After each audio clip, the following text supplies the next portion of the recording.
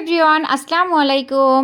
আজকে চলে আসছি নতুন একটা ভর্তার রেসিপি নিয়ে। আর আজকে হচ্ছে কচুরমুখির ভর্তা করে দেখাবো। গরম ভাতের সাথে এই কচুরমুখির ভর্তা দিয়ে এক প্লেটের জায়গায় আপনারা 3 প্লেট ভাতও খেয়ে নিতে পারবেন। আর অনেক মজা লাগে খেতে। করছি স্কিপ না করে সম্পূর্ণ ভিডিওটি দেখার। আর ভালো লাগলে লাইক, কমেন্ট, শেয়ারের পাশাপাশি সাবস্ক্রাইবও করে রাখবেন এবং পাশে থাকা বেল আইকনটিও প্রেস করে রাখবেন, যাতে নতুন কোনো ভিডিও আপলোড করলে সেটা আপনাদের কাছে তাড়াতাড়ি পৌঁছে যায়। হোক, কচুরমুখিতে যেহেতু অনেক বেশি ময়লা থাকে, কাদামাটি বালি থাকে, যার কারণে আমি এটা একদম ফ্রেশ করে ধুয়ে নিলাম। আর এখন হচ্ছে আমি প্রেশার কুকারে এটা সিদ্ধ করব।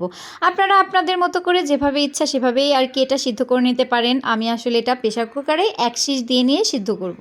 আমার কাছে প্রেশার কুকারে 1 সিজ দিয়ে সিদ্ধ করলে অনেক তাড়াতাড়ি লাগে, সেজন্য আমি প্রেশার কুকারে দিয়ে দিচ্ছি। আপনারা আপনাদের ইচ্ছা মতো যেমন ইচ্ছা তেমনভাবে সিদ্ধ করে নিতে পারেন। আপনারা ইচ্ছা করলে চুলায়ও সিদ্ধ করে নিতে পারেন, প্রেশার কুকারে দিতে পারেন। আর আমার কচুরমুখিটা কিন্তু অলরেডি সিদ্ধ করা হয়ে গেছে। আর আমি কচুরমুখি অনেক পরিমাণ দিয়েছি, কারণ আমার বাসায় যেহেতু লোক সংখ্যা বেশি, সেই কারণে আমি একটু বেশি করেই দিয়েছি।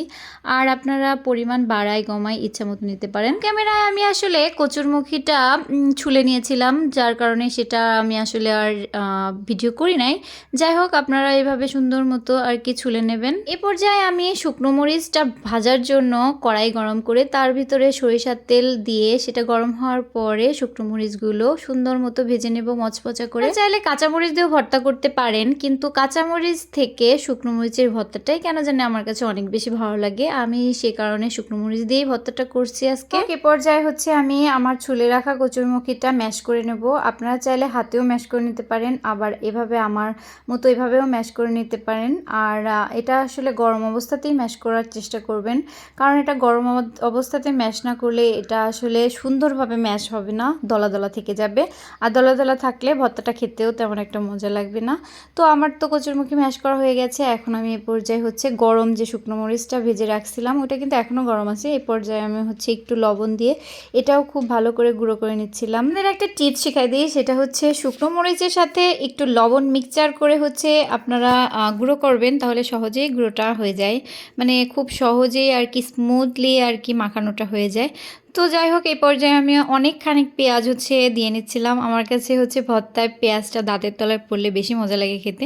তো আমি বেশ অনেক পরিমাণই পেঁয়াজ আর কি নিয়েছিলাম। তো সেটা দিয়ে আর এই যে শুকনো মরিচ, সরিষার তেল, সব কিছু লবণ সব কিছু দিয়ে হচ্ছে আমি হাতে সুন্দর মতো মাখিয়ে নিলাম। তো এই যে এ পর্যায়ে আমার ভর্তাটা কিন্তু একদম রেডি হয়ে গেছে। আর যেহেতু এটা কচুরমুখির ভর্তা, তো এটা কিন্তু একটু আঠালো হবে, এটাই স্বাভাবিক। আর এটা বেশ আঠালো হওয়ার কারণেই এই ভর্তাটা আসলে খেতে বেশি মজা লাগে, কারণ সব সময় যেহেতু কচুরমুখী পাওয়া যায় না, এটা যেহেতু একটা সিজনাল সবজি, তো সিজনেই এই সবজিটা যেহেতু পাওয়া যায়, তো এই কচুরমুখির ভর্তাটা কিন্তু খেতে অনেক বেশি মজা লাগে। তো আমার ভিডিও দেখে আমার রেসিপি অনুযায়ী আপনারা অবশ্যই ভর্তাটা করে খাবেন। আশা করছি সবারই অনেক ভালো লাগবে, বিশেষ করে নতুন যারা রাঁধুনি ভর্তা মাখাইতে পারেন না, তারা আমার ভিডিওটা দেখে নিশ্চয়ই উপকৃত হবেন। এর পরিমাণটা আপনারা আপনাদের নিজেদের ইচ্ছা মতো আর কি দিয়ে নেবেন, কেউ কম ঝাল খায়, কেউ বেশি ঝাল খায়। এ পর্যায়ে যে আমার ভর্তার ফাইনাল লুক, আমার ভর্তা কিন্তু অলরেডি রেডি হয়ে গেছে। এই ভিডিওটা এই পর্যন্তই। Thanks for watching. আল্লাহ হাফেজ।